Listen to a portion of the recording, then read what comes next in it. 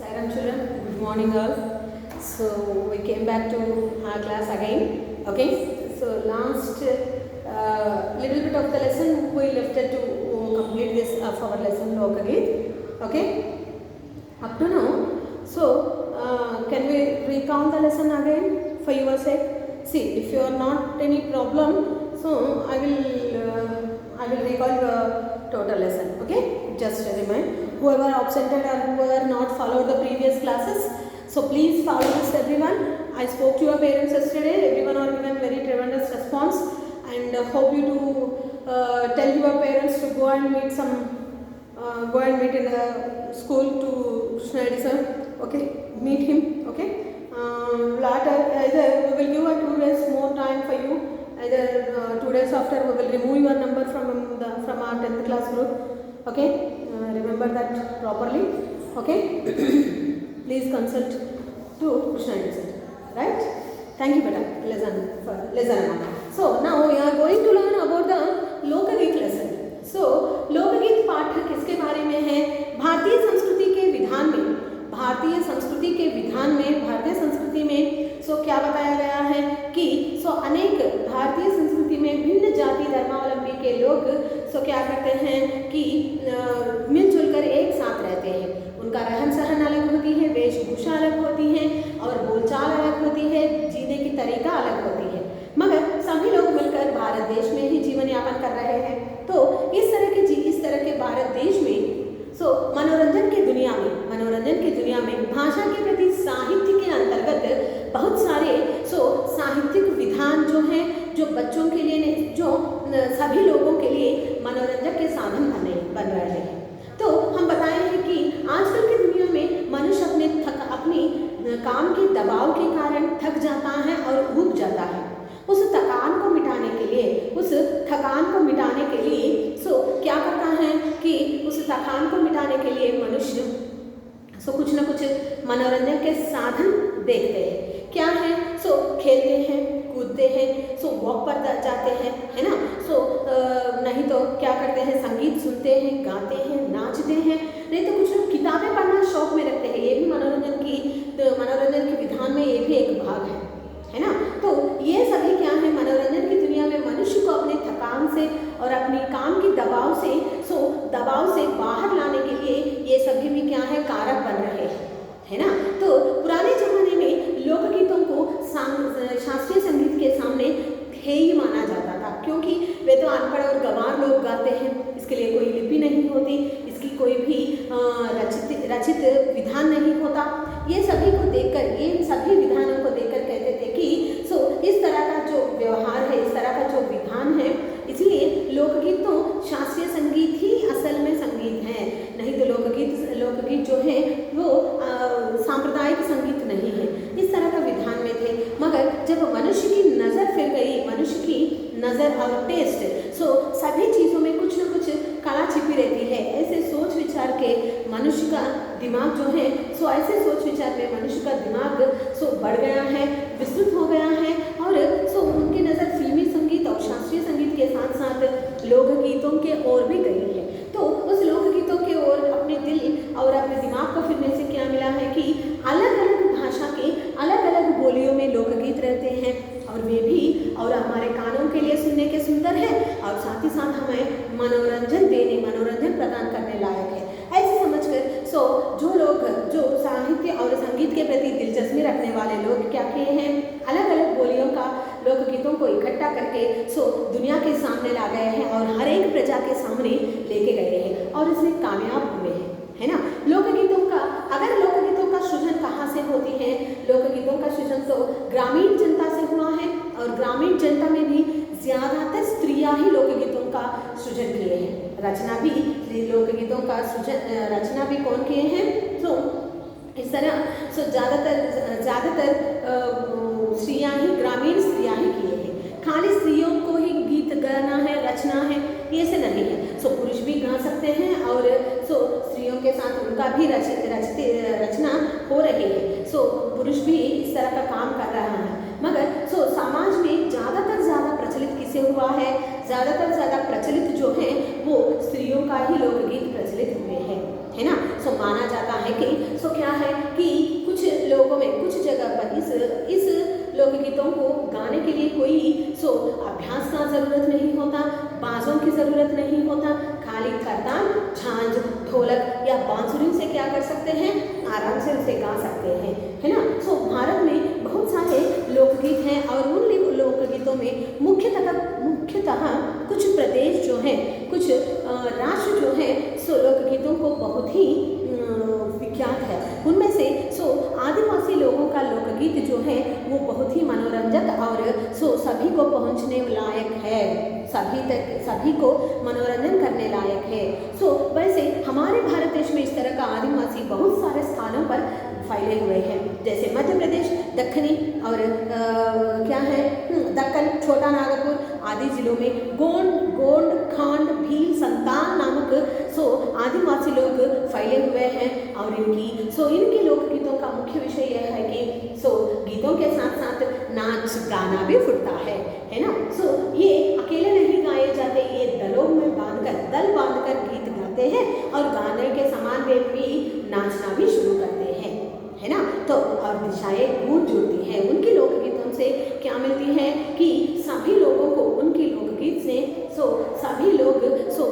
सभी लोगों को कानों के सुनने के लिए सुकून मिलते हैं, है ना। उनका लोकगीत इतना मधुर और सुनने में बहुत ही अच्छा लगता है। ओके इस तरह लोकगीत आदिवासियों का लोकगीत कहा जाता है और बहुत ही प्रचलित है आदिवासियों का लोकगीत। ये विषय यहाँ पर कहा गया है और साथ ही साथ क्या कहा गया है, भाषा संबंध में भी इनके अलग अलग बोलियों में ये गाए जाते हैं, ये भी हमें मालूम हुआ है। अनंत संख्या के लोकगीत हमारे यहाँ सुनने के लिए मिलते हैं और इनके गीतों की रचना अधिकतर स्त्रियाँ ही करते हैं और पुरुष भी उनकी सहायता करते हैं। ज़्यादातर स्त्रियों की जो स्वर का मेल नहीं होता, मगर सभी लोग क्या करते हैं, गाने लगते हैं, है ना। गुंपुलो गोविंद प्रति ఒక్కరు కూడా ఎక్కువగా ఆడవాళ్ళకి స్వరాలు అనేవి కలవవు, అయినా గొంతులు కలవవు అని అంటారు, అవునా. అంటే మాధుర్యం లోపించినప్పటికీ కూడా అందరూ కలిసి పాడతారు కాబట్టి ఇందులో కూడా ఒక రకమైనటువంటి ఆనందంతో పాటు ఆహ్లాదం కూడా కలిగి ఉంటుంది అని నేను చెప్తున్నాడు ఇక్కడ రచయిత। Okay right that. नेक्स्ट देखिए और विशेषतः स्त्रियों की है। साधारणतः ये लोकगीत कैसे होते हैं। साधारणतः ये लोकगीत शादी ब्याह के विषय में नहीं तो विशेष अवसरों पर, ऋतुओं के बदलने पर भी लोकगीत है हमारे यहाँ, है ना। इसके बारे में चर्चा हम पिछली क्लास में किए थे, है ना। इस तरह ऋतुओं के बदलाव में भी लोकगीत गाए जाते हैं, सुंदर तरीके से लोकगीत गाए जाते हैं, है ना। और क्या कहा गया है, देखिए मर्दों का जो लोग हैं वो स्त्रियों से भिन्न होने पर भी दोनों आपस में मिले जुले रहते हैं, है ना। और नगर में, गांव में, शहर में क्या करते हैं कि इस तरह के विशेष अवसरों पर गायिकाओं को और गायकों को बुलाकर अपने तीज त्योहार हो या अपने विशेष अवसरों पर और चार चांद लगा देते हैं, है ना। इस तरह स्त्रियां क्या करते हैं, विशेष स्थानों पर, विशेष कार्यक्रमों पर, विशेष अवसरों पर जाकर नाच गाना करते हैं और वहाँ के माहौल में आनंदमय कराते हैं, है ना। अब तक ये हो गया है, देखिए और बाकी की क्या है। हाँ, सभी ऋतुओं में स्त्रियां उल्लासित होकर दल बांधकर गाती हैं।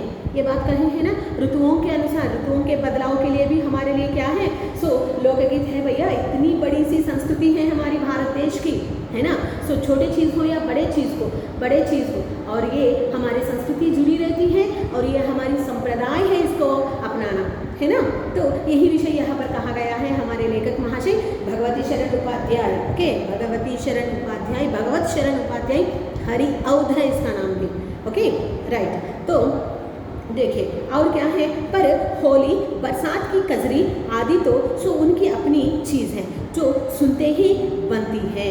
हाँ, ये यहाँ पर नहीं होता, मगर नॉर्थ में अगर चले जाए तो साउथ में हमारी लोकगीत क्या होती हैं, खाली हमारे त्योहारों के लिए भी कुछ अलग सा माहौल होती है। त्योहार माने तो हमारे यहाँ क्या है, हाँ अच्छी तरह से पूजा करना, घर को सजाना, तरह तरह के खान पान बनाना, खा लेना, मस्त होके रह जाना, है ना। स्कूल को छुट्टी मिलती है, ये है हमारी संस्कृति। हम जहाँ तक जानते हैं साउथ में ये होती है, मगर हर एक चीज़ के ट्रेडिशन होती है, नॉट ओनली इन साउथ।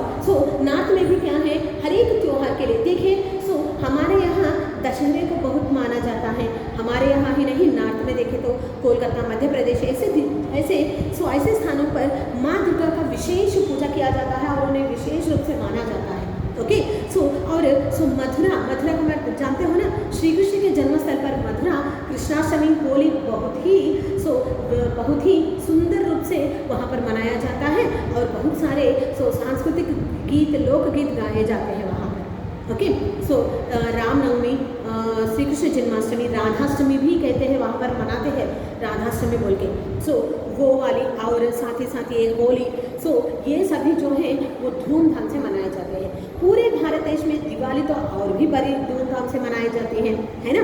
तो मगर यहाँ पर क्या है, होली बरसात की कजरी, माने बरसात के मौसम में जब पहली बारिश होती है तो वहाँ पर भी क्या करते हैं, नॉर्थ के कुछ छोटे छोटे गाँवों में जो किसान लोग अपनी खेती के लिए शुरू करते हैं ना, वहाँ पर भी क्या करते हैं, इस तरह बरसात की कजरी नामक लोकगीत को गाते हुए अपनी बारिश के प्रति अपनी आभार प्रकट करते हैं। आभार का अर्थ है कृतज्ञता, thankfulness we can say. Okay, Holi पर खेलना ही बहुत ही सुंदर रूप से जैसे कि मनाया जाता है, तो नॉर्थ में ही मनाए जाते हैं, है ना। देखे हैं महाराष्ट्र में हो या गुजरात में हो, मथुरा में हो या कोई अन्य जगह पर होली इतनी अच्छी तरह से मनाया जाता है कि आप ही देखते हो, टीवी में दिखाते हैं हमें, है ना। मीडिया की वजह से हमारे देश में कोने कोने में क्या हो रहा है ये हमें मालूम हो रही है ना। तो इस तरह की है। और बरसात की कजरी तो अपनी चीज़ है। अपनी चीज़ का अर्थ क्या है, अपना विशेष स्थान रखे हैं इन त्योहार अपने जगहों पर। ओके, और जो सुनते ही बनती है, सुनते ही बनने का अर्थ क्या है, एक बार सुने तो क्या मिलती है, अरे बार बार सुनना पड़ती है, पढ़ने सुनने के लिए दिल चाहती है ना। आप अगर टीवी में देखें तो महाराष्ट्र में गणेश चतुर्थी बहुत ही धूमधाम से मनाया जाता है। बप्पा कहते हैं गणेश को, है ना। इसलिए देखो, हम भी जब भी गणेश जी का नारा लगाते हैं तो गणपति बप्पा मोरया कहते हैं, गणपति बप्पा कहते हैं, पप्पा कहते हैं, है ना। स्वामी जी की जैसा, है ना। तो इस तरह वहाँ पर क्या है कि आजकल वायरल हो रहा है। स्त्रियाँ भी बड़े बड़े ढोल बांधकर बजाती हुई, नाचती हुई भगवान के प्रति आभार प्रकट करते हैं वहाँ पर भी, है ना। इतनी अच्छी तरह की संस्कृति है हमारे यहाँ। भगवान को हमारी कृतज्ञता भेजने के लिए, कृतज्ञता दिखाने के लिए और हमारी आभारता दिखाने के लिए, प्रकट करने के लिए हम गीतों के जरिए, नाच गीतों के जरिए भगवान को भी स्तुति कर रहे हैं, है ना। अगर देखा जाए तो ये पुरानी संस्कृति है। मीराबाई मालूम है ना आपको।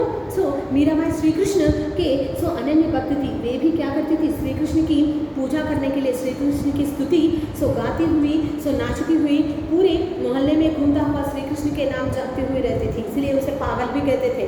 पुरानी 10वीं कक्षा में मीराबाई से संबंधित मीराबाई के पद नामक एक लेसन है, बहुत अच्छी है। जब स्कूल खुलेंगे तो हम उसके बारे में डिस्कस करेंगे। ओके बच्चों, राइट है। देखिए और सुनते ही बनते हैं। पूरब की बोलियों में अधिकतर मैथिली, कोकिल, विद्यापति के गीत गाए जाते हैं। पूरब की दिशाओं में, नॉर्थ में भी क्या है, क्या किया जाता है, ये सभी जो बोलियां हैं उनकी बोलियां हैं, मराठी हो या उड़ीसा हो, ओके, असमी हो, सभी जगह पर क्या है, अपनी अपनी लोकगीतों की बोली है। और उसमें से मैथिल, कोकिल, विद्यापति नामक गीत जो होते हैं वे बहुत ही सुंदर रूप से गाए जाते हैं और हमें भी बार बार सुनने के लिए मन ललचाती है। इस तरह की है। ओके, और पर सारे देश के कश्मीर से लेकर कन्याकुमारी तक और काठियावाड़, गुजरात, राजस्थान में से उड़ीसा, आंध्रा तक अपने अपने विद्यापति हैं। विद्यापति का अर्थ क्या है, गाने की तरीके। ओके, गाने की जो अलग अलग तरीके हैं, कैसे है हमारे देश से ये तो कश्मीर से लेकर कन्याकुमारी तक, काठियावाड़ी, गुजरात, राजस्थान, आंध्र प्रदेश, तेलंगाना, जो भी हो, सभी राष्ट्र के लिए अपनी अपनी बोलियों के अनुसार, अपनी अपनी बोलियों के अनुसार लोकगीतों का सृजन हुआ है। तो बहुत ही मनोरंजक हुए हैं। हम भी देखें, अभी दशहरा आने वाली है तो बतकम्मा खेलते हैं। बस बतकम्मा के जो भी गीत होते हैं वे अलग रूप से लोकगीत है ये, है ना। कोई भी फिल्मों में नहीं तो कहीं पर नहीं होता। उनके लिए भी गौरी माँ को बतकम्मा मानकर पूजा जाता है। ये विषय बारे में, ये इसके बारे में भी हमने 7वीं कक्षा में पढ़ चुके हैं हमारे त्योहार नामक पाठ में से, है ना माँ, याद है आपको। इस तरह की है। ओके, इस तरह अलग अलग स्थानों में अलग अलग भाषा के अनुसार उनके बोलने की और गाने की विद्यापतियाँ वहाँ पर है। विद्यापति का अर्थ क्या है, गाने की तरीका और भाषा, शैली वगैरह से। Okay, right. सो स्त्रियां ढोलक की मदद से गाती हैं, अधिकतर उनके गाने के साथ साथ नाच का भी फुट होता है। हाँ देखिए, इतना ही नहीं, हम बोले हैं कि हमने चर्चा की है कि ज़्यादातर लोकगीतों का सृजन, रचना और उनको गाना कौन करते, उनकी गाने वाले कौन है? स्त्रियां ही ज़्यादातर गाते हैं, है ना। तो ये ढोलक की मदद से, यहाँ पर हमारे किताब में है, देखिए ये है ढोलक, है ना। ढोलक की मदद से वे गाते हैं। साधारण रूप से गाने के साथ साथ क्या होती है? नाच का भी फुट होता है, वे नाच भी लेते हैं। ओके, और क्या है? गुजरात का एक प्रकार का दलीय गायन गरबा है, जिसे विशेष विधि से घेरे में घूम घूम कर औरतें गाती है। हाँ, गुजरात का एक लोक नृत्य क्या है? गरबा है।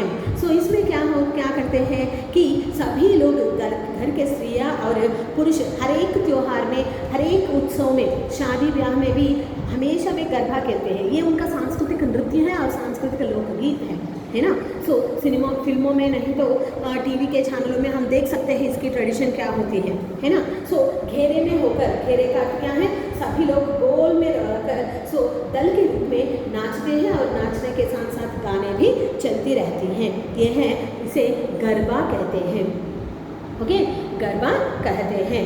और घूम घूम कर औरतें गाती हैं, साथ ही लड़कियां भी बजाती जाती हैं। लड़कियां भी बजाती जाती हैं जो बाजे का काम करती हैं। हाँ, इसके साथ साथ क्या होती है कि नाचने के साथ साथ कुछ लोग बैठकर ढोलक वगैरह बाजों के साथ साथ हाथों को हिलाते, ओके, करतालों के साथ साथ भी गाए जाते हैं और गाने के साथ साथ नाचना भी होता है। इस तरह की है।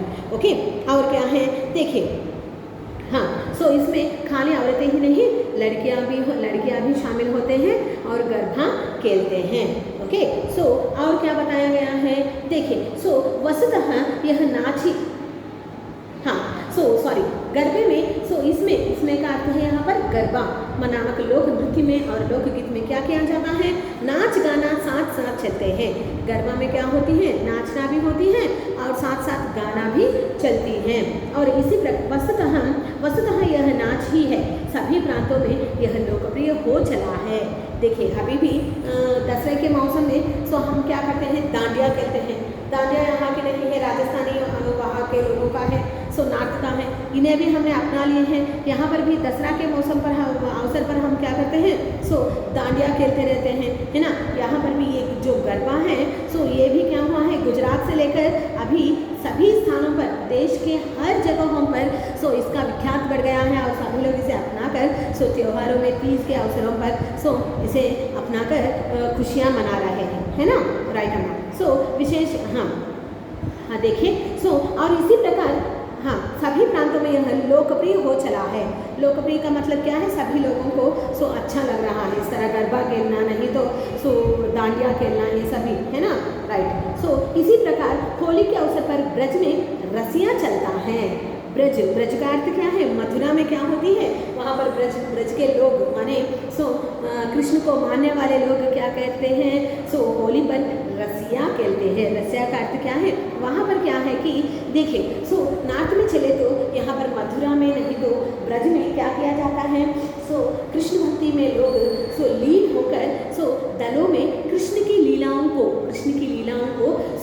उनके मोहल्ले में, स्ट्रीट्स में, जगह जगह पर टोलियाँ बन के वहाँ पर कृष्ण लीलाओं का प्रदर्शन चलते हैं। इसी को कहते हैं रसियाँ कहती हैं। और इसके साथ साथ श्री कृष्ण की रास लीलाओं का भी वहाँ पर दृश्य दिखाई दे देते हैं, ओके, नाटक के रूप में, है ना। इस तरह की है। और देखिए क्या है, हाँ, ओके, और रसिया चलता है जिसे दल के दल लोग गाते हैं और स्त्रियाँ विशेष तौर पर। सभी दलों में जितने भी लोग वहाँ पर शामिल होते हैं, सभी लोग गाते हैं और गाने के साथ साथ नाचना भी होती है। ये है लोकगीत। और let's move for our last paragraph. गाँव के गीतों के वास्तव में अनंत प्रकार है। जीवन जहाँ इठला कर लहराता है, वहाँ भला आनंद के स्तोत्रों की कमी हो सकती है? बिल्कुल नहीं, है ना। तो क्या बह रहा है? गाँवों के गीत वास्तव में अनंत प्रकार के होते हैं। गाँवों में जो विलेज में होते हैं ना, वे लोग उनकी गाना बहुत सारे होते हैं। कैसे होते हैं मालूम आपको? खेत में काम करते वक्त, काम करते वक्त बीज बोते समय, और जो बीच में जो वेस्ट होती है उसको भी निकालते हैं ना, तब भी वे क्या करते हैं, गाते हुए काम करते हैं। और छोटे बच्चे पैदा होने के बाद और कोख में रहे तब भी सभी प्रकार के चीज़ों के लिए, छोटी छोटी काम के लिए भी वो गीत गाते हुए, लोकगीत गाते हुए रहते हैं। इस तरह का अनंत संख्या means uncountable, unnumbered, we can give the 1 2 3, we can't give the numbering for that, those songs. Those are the whatever the folk songs is there, we cannot identify them and we cannot give the numbering to them. Because they are on the infinity, we have the folk songs in our daily life. It is, we can observe these are all things in villages, okay.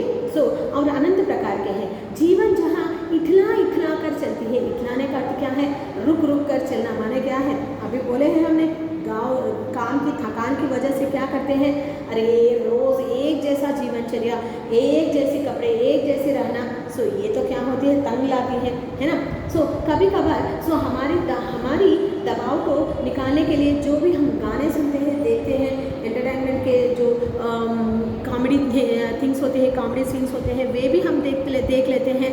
ये सभी क्या है कि ये सभी हमारे मन को आनंदित करने वाले चीज़ें हैं, है ना। इसलिए जहाँ जीवन इठला कर चलती है, वहाँ भला आनंद के स्रोतों की कमी होती है।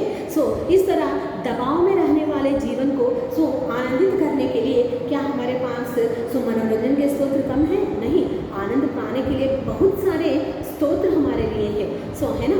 उनमें से क्या है बताएं हमने, नाचना, व्यायाम करना, योगा करना, और संगीत सुनना, गाना, है ना। नहीं तो कॉमेडी सीन्स को देना, किताबें पढ़ना, खेलना, कूदना, सभी भी क्या है, ये मनोरंजन के साधन है। उसी तरह के मनोरंजन का साधन और एक है, वो है क्या है, हमारा लोकगीत, ओके। और स्तोत्रों की कमी हो सकती है? नहीं, बिल्कुल नहीं हो सकती है, ओके ना माँ। उद्धाम जीवन के ही वहाँ के अनंत संख्याक गाने प्रतीक है। हमारी इतनी बड़ी जिंदगी माने क्या है, माँ के कोख में रहने से लेकर पैदा होकर धरती पर गिरने के बाद, और हम भी बड़े होकर बूढ़े होने तक जितने भी हमारी जीवन अवस्था है, उन अवस्थाओं के सभी स्थितियों में भी मनोरंजन के गाने हैं, लोकगीत के गाने हैं, है ना। फिल्मी के गीत नहीं है। अब तो आप सभी को भी क्या है, शौक हुआ है, अरे शादी है तो हाँ पहले डीजे रखोगे तभी शादी में आएंगे, है ना। लोकगीत जो बड़े बुजुर्ग अपने दादा नानी, ऐसे दादी लोग और नानी लोग जो गाते हैं, ऐसे गीत आपको सुनने मिलते हैं। अगर आपके घर में कोई भी बड़े बुजुर्ग लोग हो तो उनसे एक बार लोकगीत गा के सुनिए, इतनी अच्छी होती है ना, मानोगे नहीं। देखिए, okay. This is the lesson.